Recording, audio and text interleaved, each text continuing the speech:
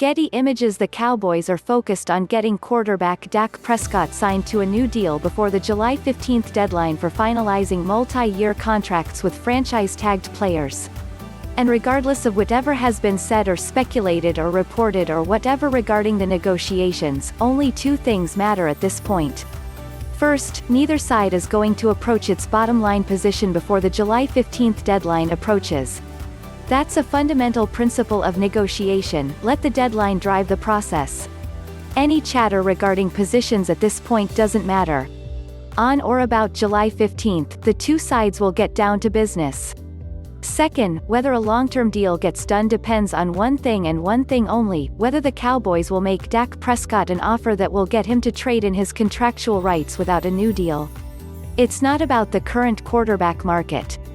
It's not about where the quarterback market may be heading. It's not about whether the cap will go up or down next year. It's about the gigantic bird perched in Dak's hand, a bird that has grown morbidly obese on the seeds of delay. By not swooping in and making Prescott an offer he couldn't refuse the moment he became eligible for a second contract in early 2019, his leverage grew and grew and grew, and now he has more of it than any quarterback in league history.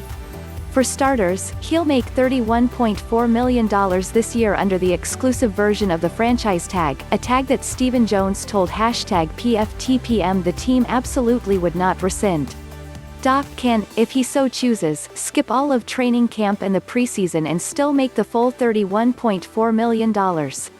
Come 2021, and absent a long-term deal, Dak will get a 20% raise under the franchise tag.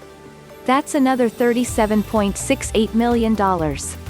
Sure, there's a chance he'll get injured or he'll not perform well enough in 2020 to justify a second tag.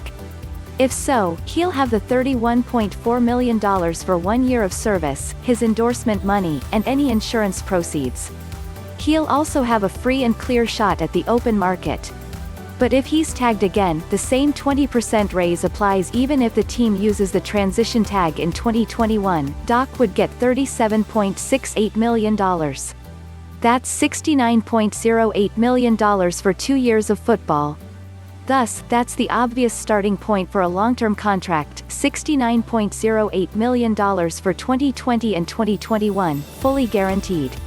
Then comes 2022, when Dak either gets a 44% raise under the third franchise tag, $54.259 million, a 20% raise under the transition tag, $45.216 million, or Kirk Cousins-style unrestricted free agency. So what will the Cowboys offer to Dak beyond $69.08 million over 2 years to simulate his rights under the third season of a year-to-year approach? And will Dak take it? Then comes year 4 and perhaps year 5. What would the Cowboys offer for 2023 and 2024 in order to get Dak to trade in his current arrangement? Ultimately, that's the question.